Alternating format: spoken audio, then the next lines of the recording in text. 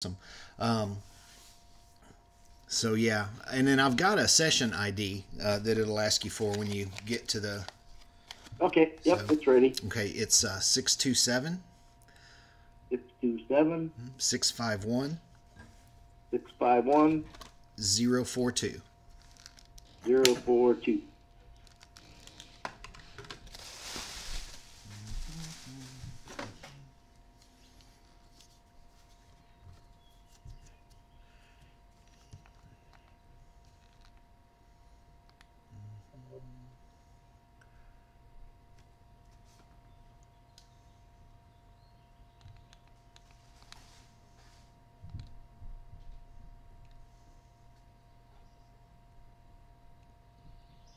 There we go. All right. Cool. Okay. And it looks like it might give you one more prompt there. Join. Okay. There we go. Okay, so I've got a lot more practice and I'm getting a little better at it. Still having a few issues, but yeah.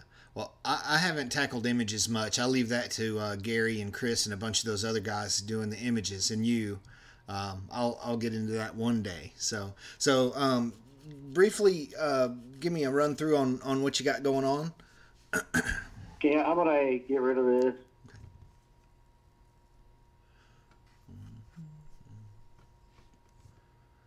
Okay, I was just like doing a simple sign. Okay. So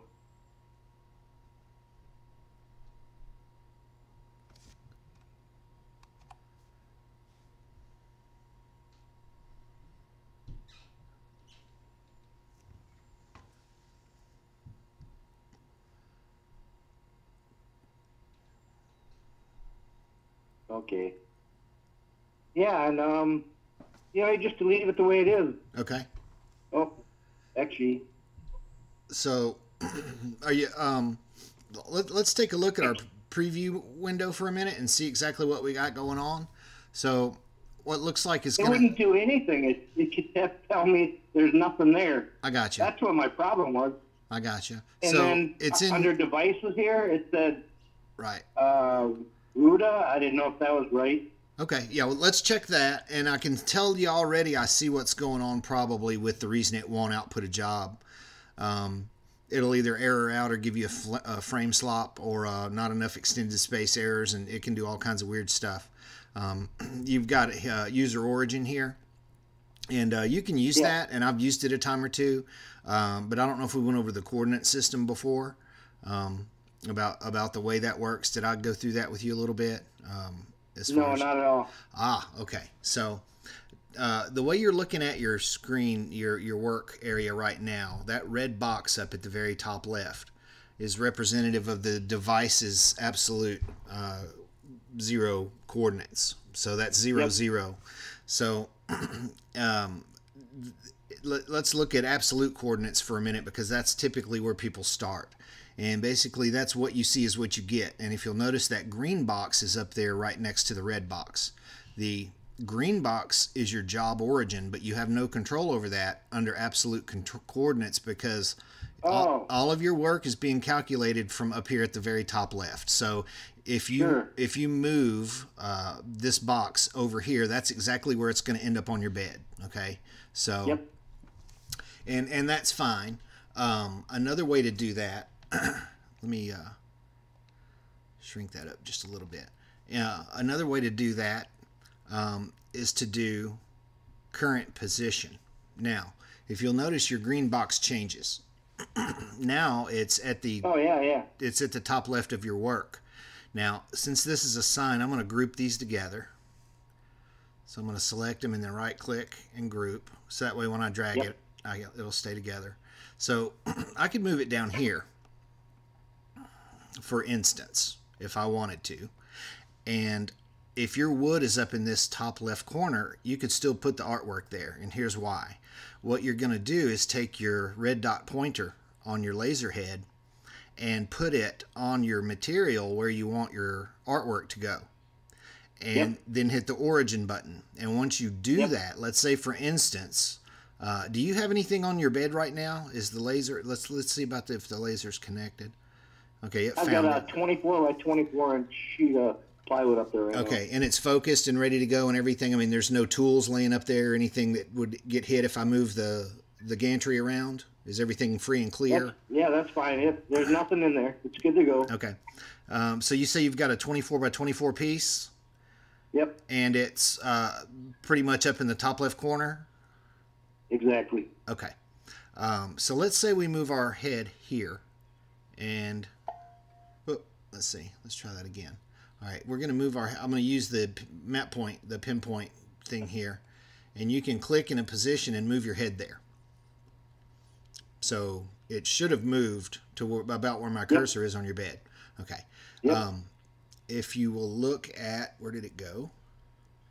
The move panel is missing. If you don't mind, I'm going to go to Window and reset. Yeah, I've been playing around with that a little bit. Gotcha. So here's the move panel. Wait, that's not where that is. Or is it? There's a place where you can show the last position. Am I just missing it, or can I not see it? There's a crosshair that you can click, and I don't see Says it. Get position, move to position. Anyway, okay. It just puts a little red crosshair up here where you can. Oh, I know what may be going on. Let me look at something. You're in beginner mode. See this right here? Oh yeah. Okay, so there is a beginner mode, and it gets rid of a lot of clutter that you don't use at the very beginning when you're learning to use it. However, we can go into settings. I believe it's in settings. Yeah, and turn off beginner mode. I remember that. I turned that on. Okay, that's cool. All right, so now here's your last position indicator. So that's where your head was at the last time the controller knew where it was. And we can click here and get a current position. So here's where your Z-axis is. There's your U, which if you got your rotary hooked up, that matters. If not, it doesn't. And your X and Y. So there's your coordinate system right there. So what I'm getting at is we have this piece of artwork down here. When we click it, we have that box in your job origin is at the top left of the artwork. Yep. So if I see that. Yeah. So what's going to happen is your head moved right here. You press origin on the controller, and that's going to tell the controller, this is my new origin. So what's going to happen is when you send the job, it's going to put the artwork like this, wherever it is. Now, if you change your job position, let's say you have a round piece of wood and you want to put a round logo on it, you can also do it from the center, so that wherever you put your head is the center of the artwork, and it'll line it up perfectly that way too. Oh, that's good to know. Does that make sense? Yep. Okay. Now, did you see something weird just happen? What do you see about that green box that doesn't look right to you? It went in the middle of the sheet, middle of the table itself. It should be in the middle of the artwork, shouldn't it? Because we have the job origin set to middle. There's an extraneous piece of information here somewhere. I accidentally drew something. Is I think why that... Oh, no, it didn't. I went to current position. That changed. Did I do that? No, yeah, that's right. Yeah, there's something here that doesn't need to be here. So let's do something. I'm going to Control A, and I'm going to delete everything. What's going on? Current position. Why is it showing in the middle? Oh, because there's... Well, that's where... No, it's not in the middle right now. That's weird. Okay, does there have to be artwork there? Because check this out. Here's what's strange. I want to put some text. And let's go back up here. Zoom. Whoa, not that far. And click it again. Okay, it's working again. I guess you have to have artwork there. You have to have artwork selected. Oh, here's the other thing. I think that's why. You see this? Cut selected graphics. I'm going to back up. Control Z, Control Z. Okay, wait. Go forward again. Here's where our mess up was. We have cut selected graphics selected here. And what that means that means if you don't have it selected, it's not going to recognize it. See, that's why it's in the middle. Oh. So if you had 12 different items here, you could click which one you wanted to output to the laser, and the rest of them would not. But it also throws off your coordinates. So, because so unselect that. Yeah, so you can just toggle that off. And now that's going to stay there no matter what you do, because it's always recognizing that artwork. So now we're back to normal. So, you know, if you wanted to put your head right up near the corner, for instance, let's just put it there. Let's just stick it. Oh, let me get zoomed in. Yep, again it here. moved. Okay, so our head's pretty, you know, up here. Let's get it kind of like that. All right, it's almost home. It should be over the wood just a little bit in that corner. Yep, yep, Okay. it is. All right, so let's change our job origin, because if we try to send that job like it is right now, let me change this. I keep moving the head around. It's going to do this number, and it's going to give you an error, because it's going to try to line up the work like this. Because wherever the green box is on your artwork is representative where the head is. So in this instance, you'd probably want to use top left. Yep. So it'll actually put your artwork physically right there on the board. So now let's look at the artwork. First, I'd like to still get that a little smaller. So let's do this again. We'll do the welcome like that. And then we'll do your square. We can put it around, just get a little, so we don't waste so much material. We can kind of keep it together while we're playing a little bit. Now, I want all of those, so I'm going to Control A, and that'll select everything, and I want to center them up perfectly, so I'm going to use the center horizontal and vertically right here, and that'll get it right in the middle. And I'm guessing you want to engrave the welcome and then cut it out with the square. So let's go to our cuts and layers. If you'll notice, both of these are the same color, so they're on the same layer, and it's set to line mode. So if we look in our preview, that's all going to be cuts. So we don't exactly want that, so we're going to have to split that up so we can make different processes on different layers by using the color palette. So we'll just make that layer blue. And we want to make the text layer fill so that it'll actually engrave and not just cut it out. And there we go. That's pretty close to what we're wanting. So here's a neat little trick. You can go over here to, now that you have advanced mode back on, or regular mode, or not in beginner, you can choose between all these windows. For instance, here's shape properties. Yeah, go ahead. I got a quick question. Sure. Under the line, the blue line, it's got the speed and power. How come it never adjusted that for me? It was always 120 or 130, seemed like for everything. Right. So you have to use a certain color layer for everything, or not exactly. Every one of these layers may or may not have different settings. And let's just look. And they could be totally arbitrary. They may be the same. Once you change them, they will stay that way. Okay? So you could use these as shortcuts. Once you figure out that you know, you cut 1/4 inch MDF all the time and you know to cut it, here's some settings. You could set those settings on this color here and make it that way.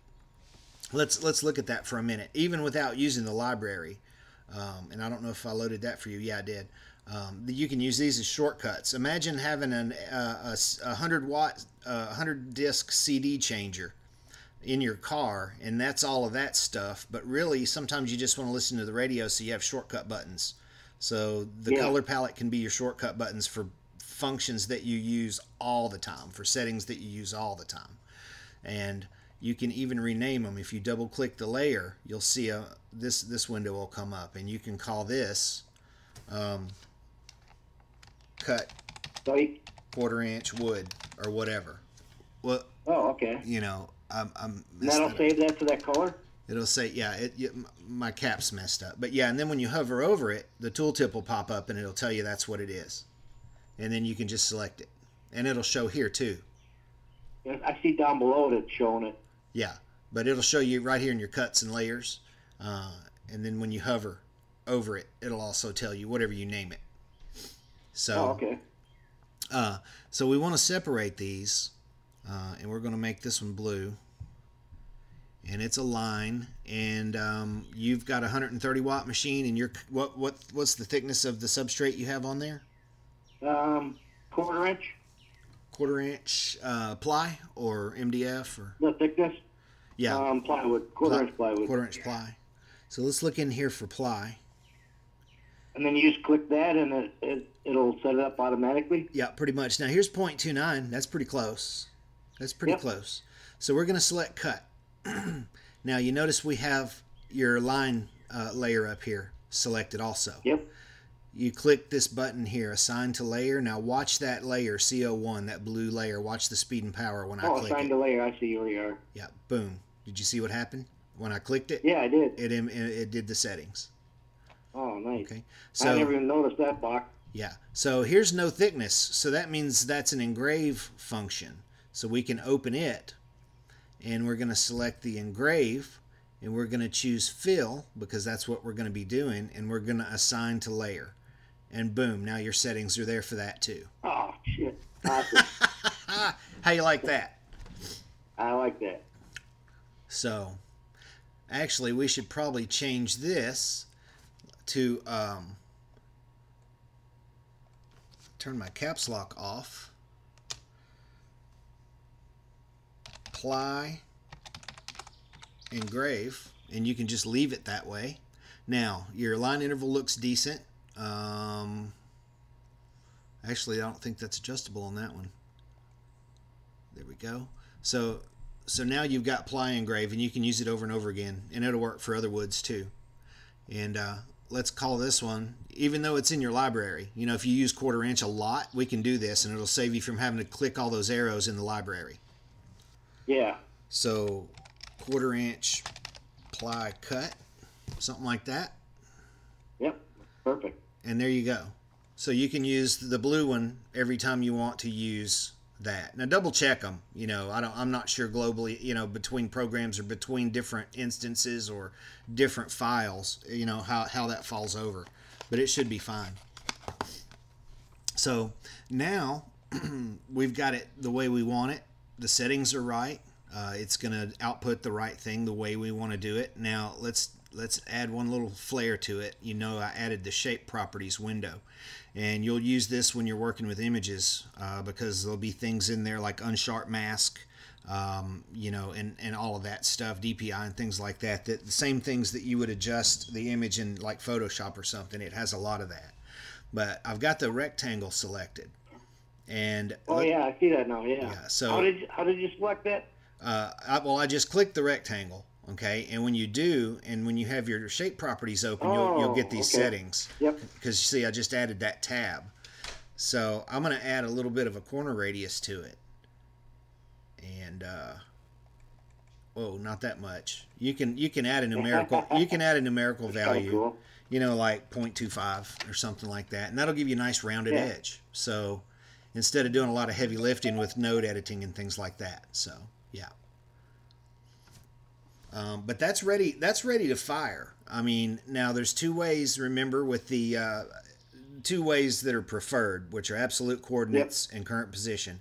Absolute coordinates, if you're going to do it that way, then let me make sure that we've grouped this again, because I think we remade that.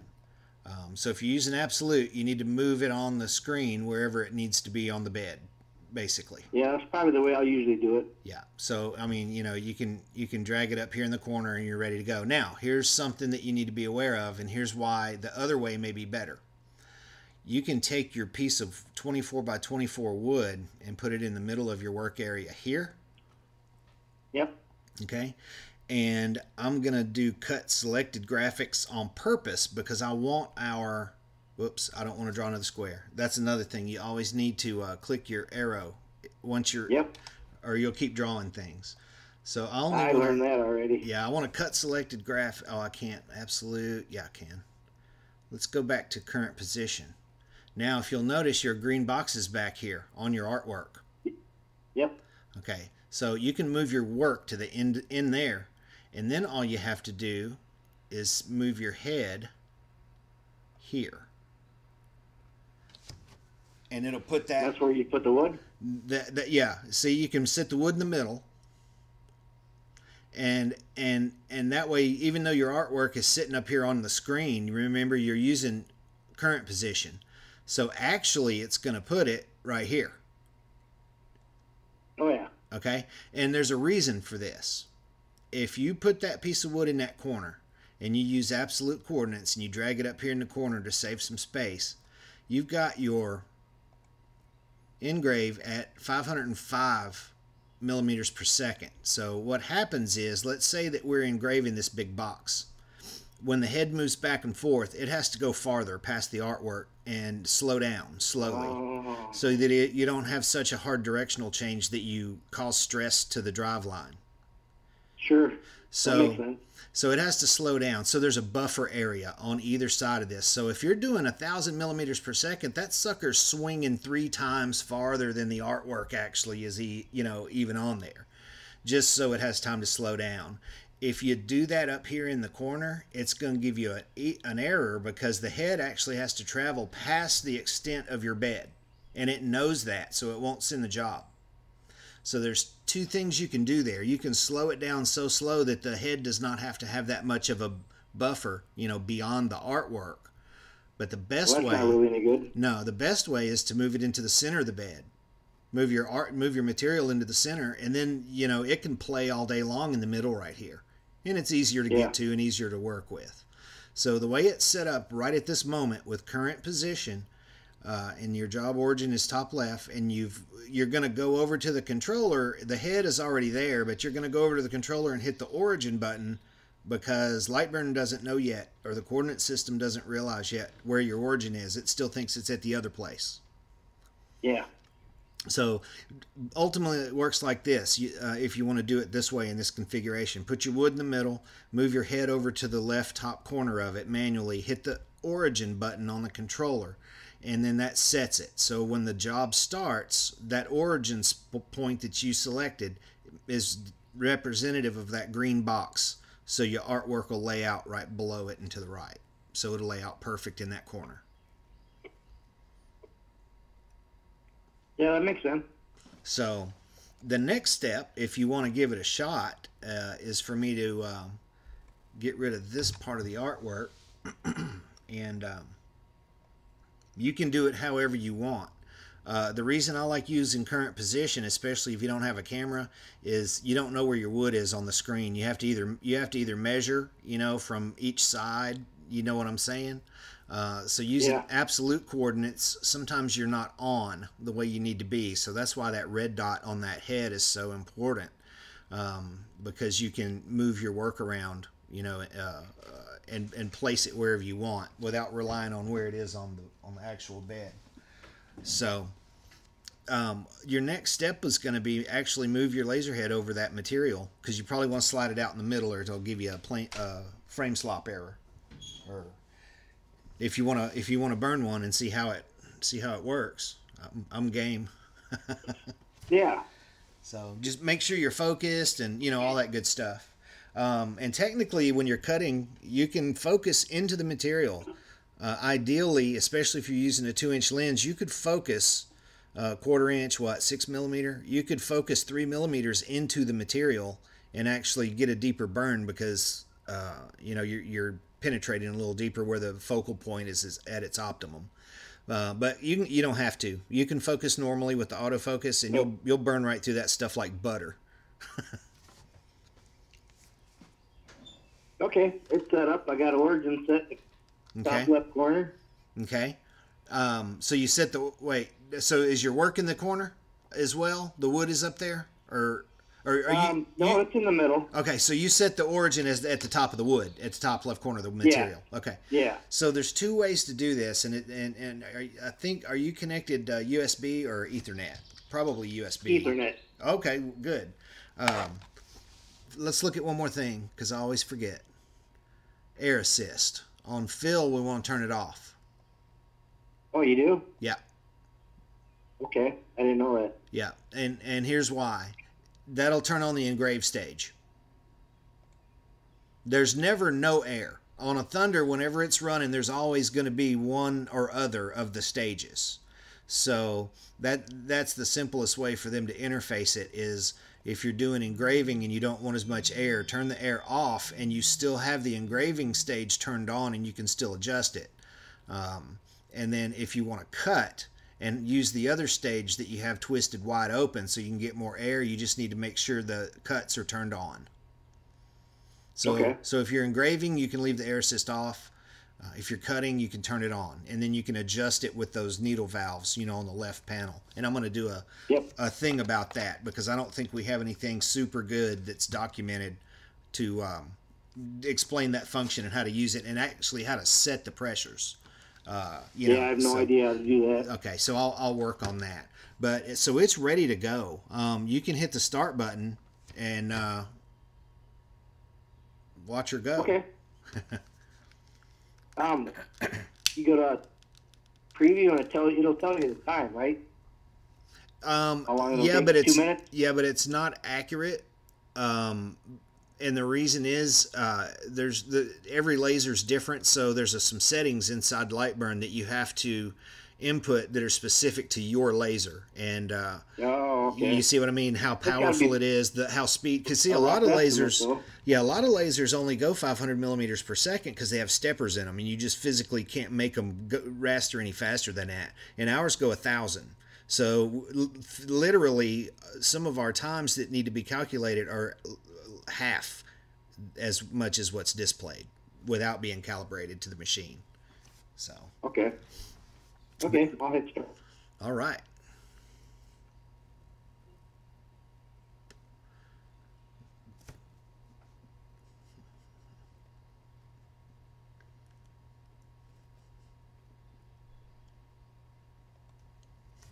And it's starting from the bottom to the top.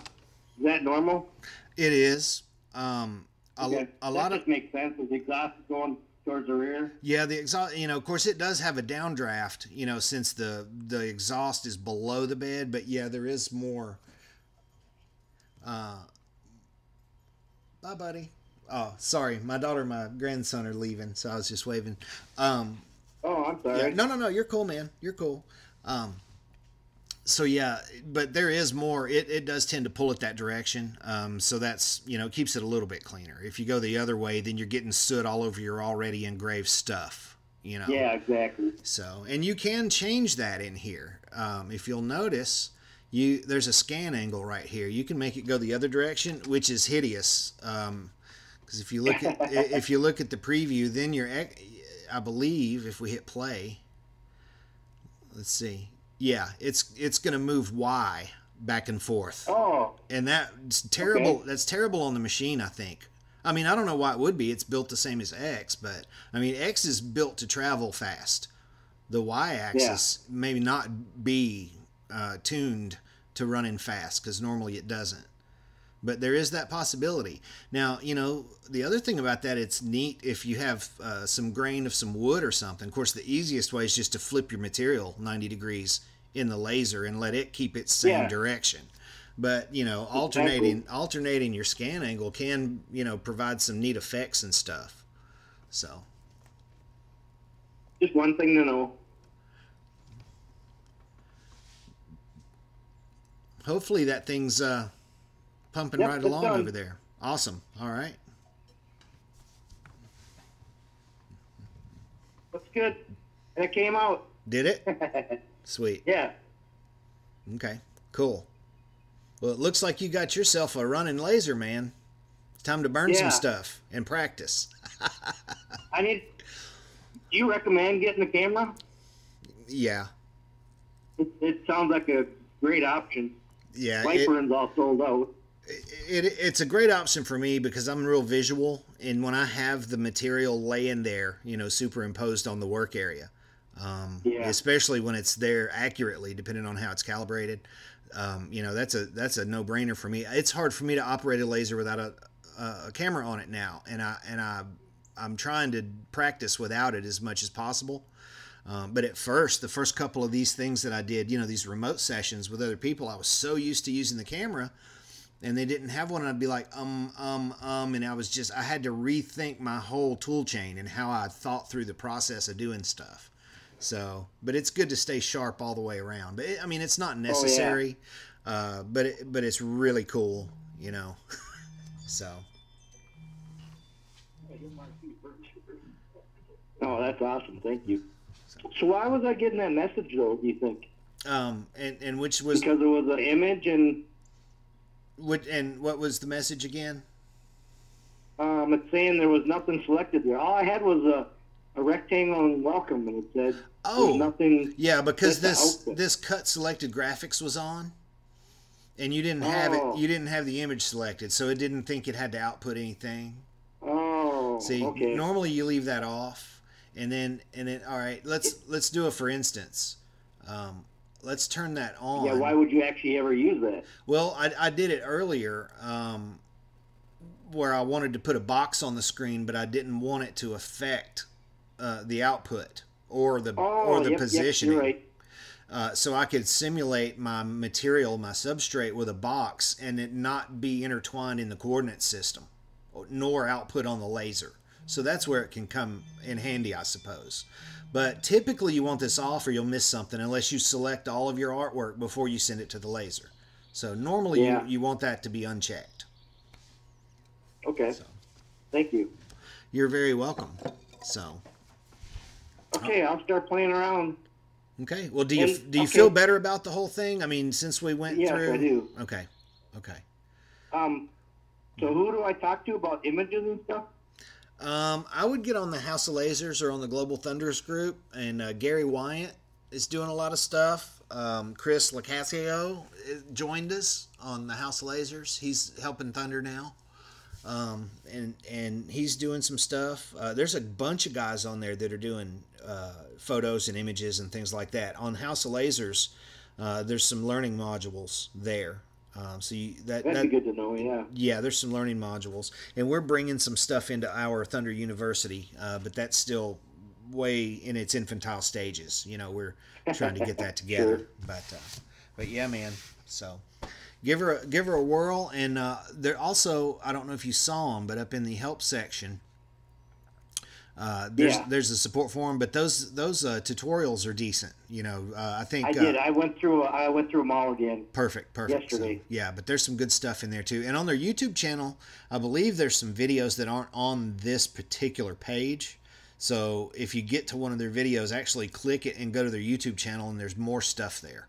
I've watched a lot of videos on YouTube. Okay, awesome. All right, man.